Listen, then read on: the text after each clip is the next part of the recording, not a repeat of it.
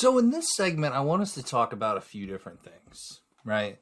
When we talk about analyses and understanding the aspects of Six Sigma, the analysis phase becomes like the workhorse of Six Sigma. Well, in this, we're going to use tools. We're going to do root cause analysis. We're going to really try to understand the metrics we just acquired from the measurement phase. You know, when we look at the analyze phase, if all you have is a hammer, then every problem looks like a nail. Abraham Maslow, he studied the earlier on phases of psychological aspects in human development in the workplace. He described his theories on human development, and then it was taken further into the Hawthorne studies, where we could start asking people about how they feel about their job in the workplace.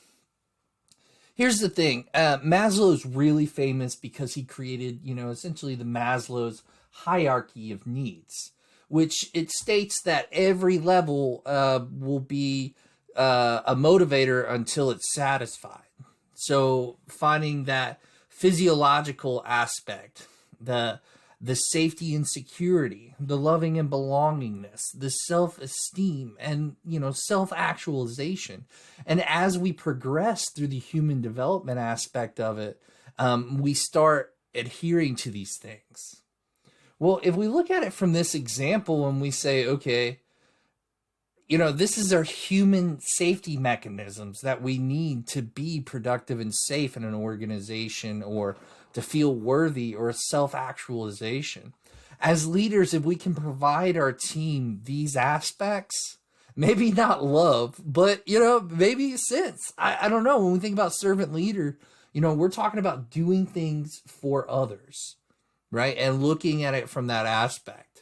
Doing things and making things relevant and helping people grow in their careers and growing in their ability to work together as a team. That's our job as leaders. Those of you that study leadership development, there's no doubt that you'll talk about the Maslow theory.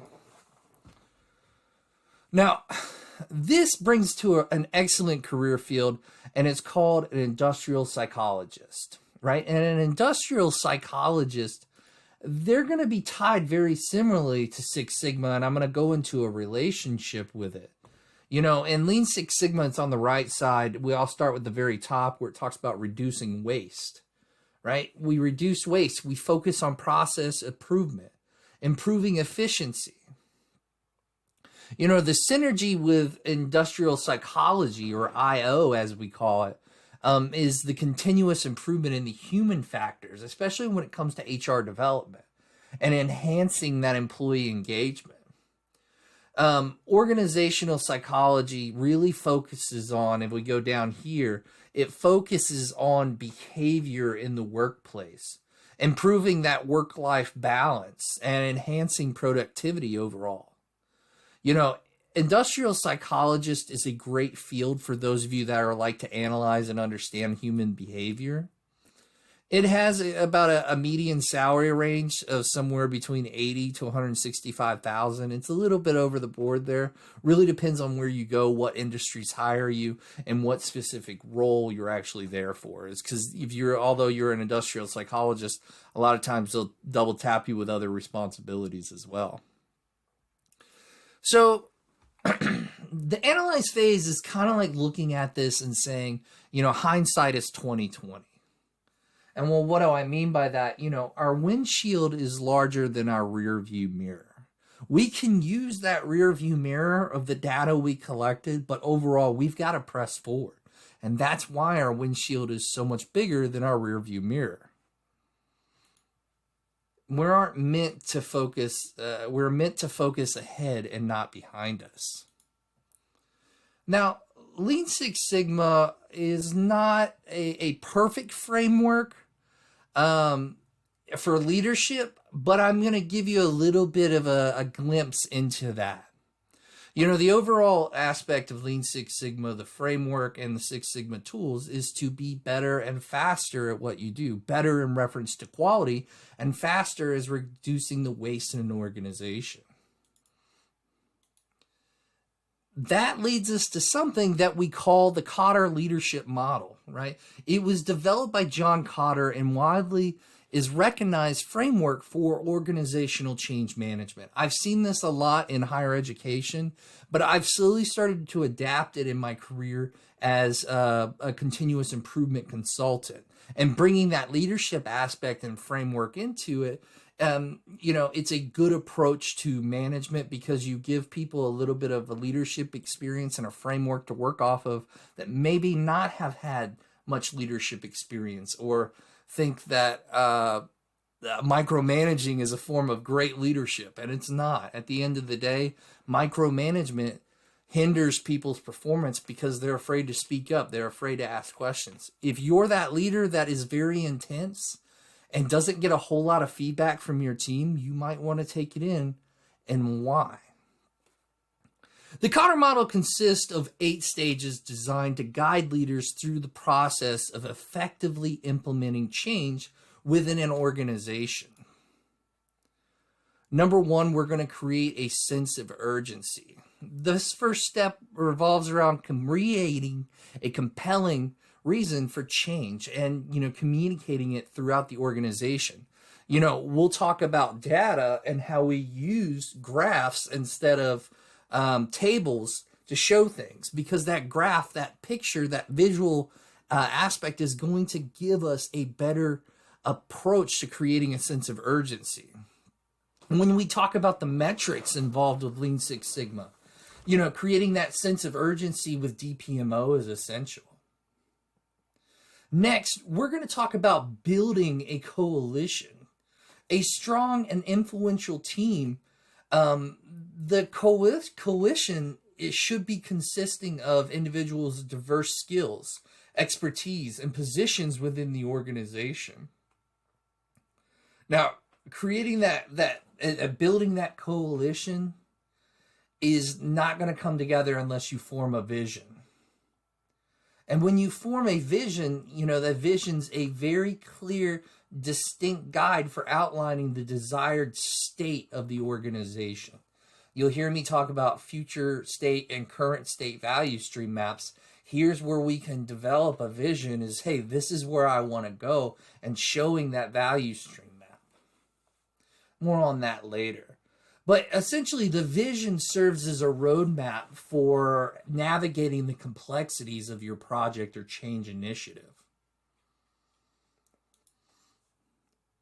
Now, communicating the vision, essentially, how do you do it? It's going to bring making people aware of it. Communication, a little tip, it should be ongoing and transparent. And it should allow us to address any concerns or resistance along the way. Now, enlisting that coalition, once you have that vision, we can empower the broad-based actions of our employees. Letting them take the initiative in self-forming management teams. And, this may involve providing resources, removing obstacles, and fostering a culture of continuous improvement. When we develop and enlist that coalition, communication, again, should be transparent to be able to overcome any resistance or concerns. When we talk about empowering our workers and enabling them to make decisions, we have to be innovative and concise in our thought points. How do we remove those barriers so our employees are successful, or the project is successful, or our team's successful? The next thing in the Kotter model is generating the W's, the little W's, those short-term wins. And, the quick wins are identified, and we can celebrate them amongst our team to build momentum and create a sustainable change. These early successes help the teams motivate employees, and we can gain buy-in from it. Next is sustaining that growth, consolidating gains and providing more change. The focus shifts to reinforcing the change that have been made and addressing any communication barriers to the progress.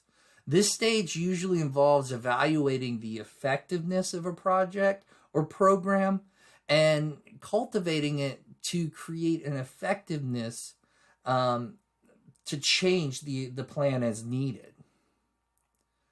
Lastly, is institutionalized, is anchoring that change. When we anchor that change, it's the final stage where we embed an organization's culture and practice to ensuring a long-term stability of our change. When you think about anchoring it, think about all the projects that you've experienced throughout the years. How have they failed? And why have they failed? Maybe it had to do with communication. Maybe it had to do with not standardizing it or making it a common practice amongst the organization. Overall, the Kotter model is a great framework to use for leaders that need essential tools to build a continuous improvement coalition and guide them through Lean Six Sigma projects. Now, to date, I've attended a lot of Lean Six Sigma programs, none of which have included the Kotter model. And I really think that that's shortcoming. So hopefully they'll add it to the body of knowledge. But until then, this is something that I want you to take into account as you're doing Six Sigma projects throughout not just our courses, but how do you take this back and add it to your leadership toolbox? Speaking of toolboxes, this is where we dive into and we talk about beginner tools of Lean Six Sigma. There's two types of beginner tools, and I want us to take into account. You have root cause analysis. It's a systematic approach to identifying and underlining causes of problems or defects and addressing them as we need it. Right? Let me move myself out of the way. I'm sorry, guys. So it's a systematic approach to identify underlying causes of problems or defects and addressing them as their solution or source. The next methodology is the 5 Why method, a technique used to explore the root cause of a problem by asking why repeatedly until the underlying cause is identified.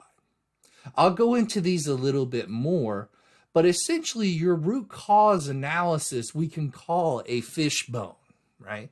In a fishbone diagram, we can break things apart into a fishbone scale.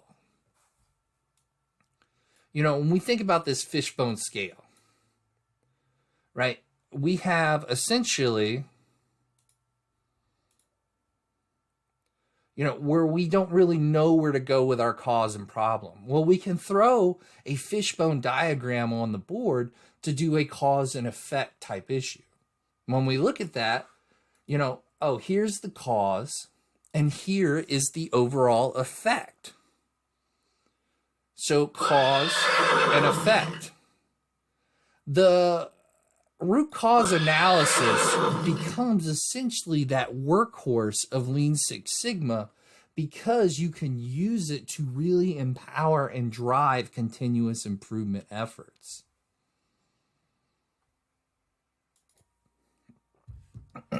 I have a little bit of a case study here, and this revolves around hospital radiology. Essentially, they're the people that do the x-rays in the organization. Well, essentially, our x-ray department hasn't received the strongest rating that we would like. And so we put together a root cause analysis to determine the issues. Now, as you can see,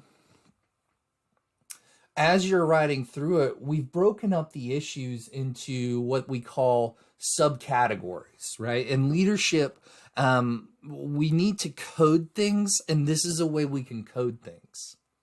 So, for example, we have patient care, right? Well, there's a lack of personal care. Maybe there's a lack of inadequate post-procedure information, and customers are kind of lost in the waiting area.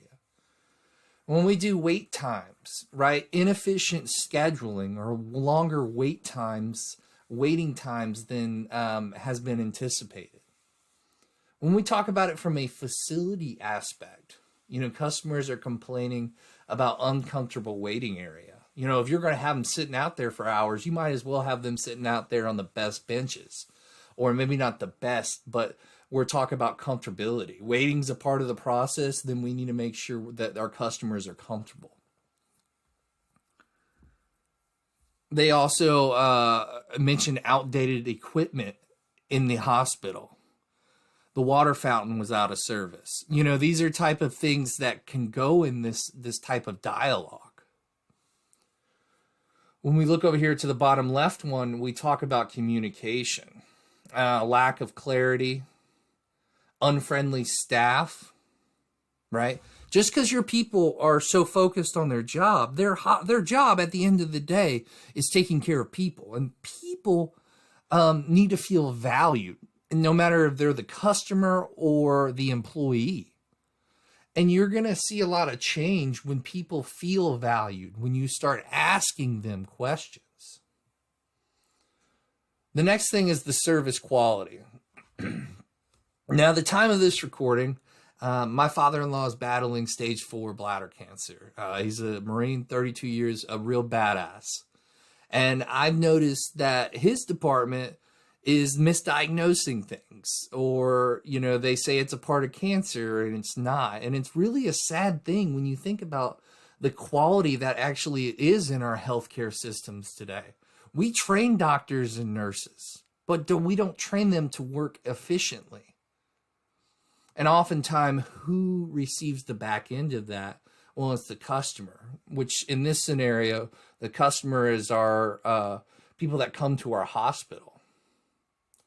Now, I put this little case study together because this is exactly how you do a fishbone diagram. You put the issues up there. What's the effect? Well, the effect is they're giving us a 1-star rating, and there's patients that are having issues with different categories. And you put it up there, and you can see a lot of change management happen when you put the right people in the room to make the changes happen. But that's a perfect example of a easy root cause analysis diagram. When we talk about the 5 why solution, right? 5 whys, identifying each stage of the project until the very end.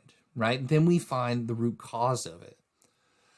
At the end of the day, we don't want to just put a Band-Aid on a process and pump out more products, because if we don't fix the defects, if we don't fix the quality issues, they're just going to extend as we start producing more things. So we want to find the root cause of issues and fix that versus doing a Band-Aid.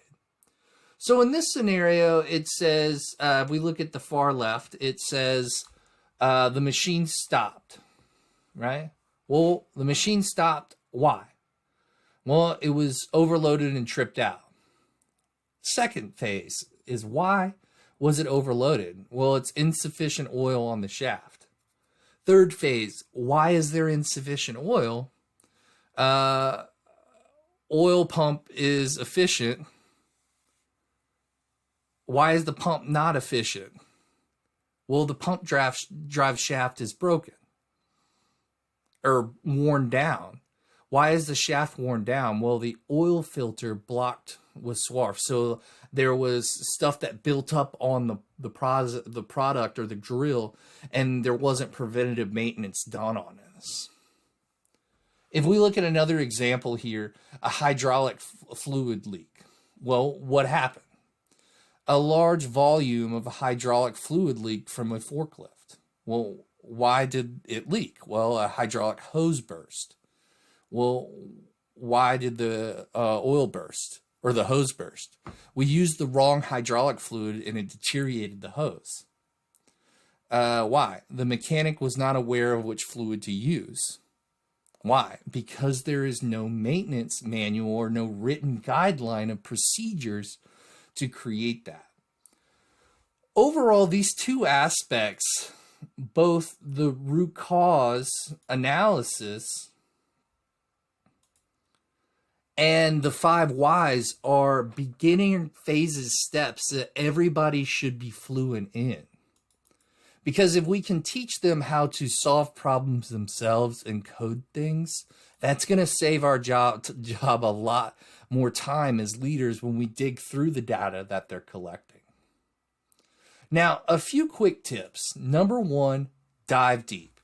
To optimize the problem solving and root cause analysis, it's important to including the principles of number one, dig deep. Encourage a mindset of digging deep to uncover the underlying or the problem.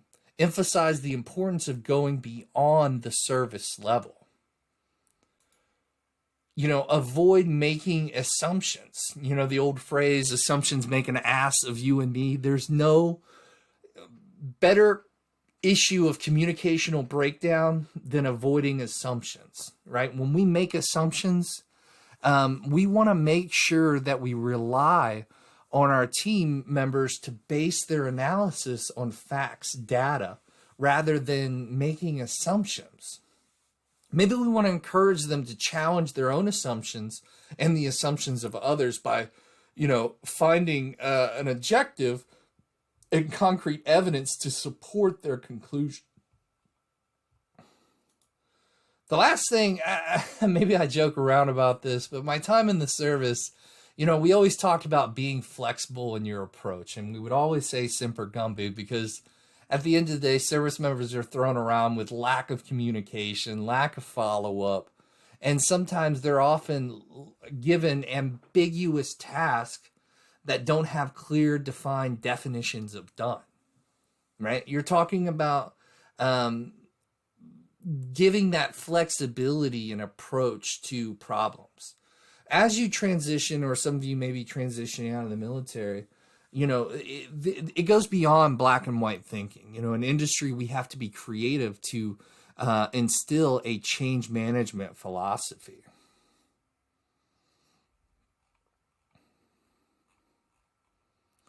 By integrating these principles, teams can enhance their problem-solving capability and improve the effectiveness of root cause analysis, digging deep, avoiding assumptions, and fostering team flexibility and collaboration, which will contribute to a more rigorous and thorough examination of the problem, resulting in better informed decision-making when it comes to continuous improvement.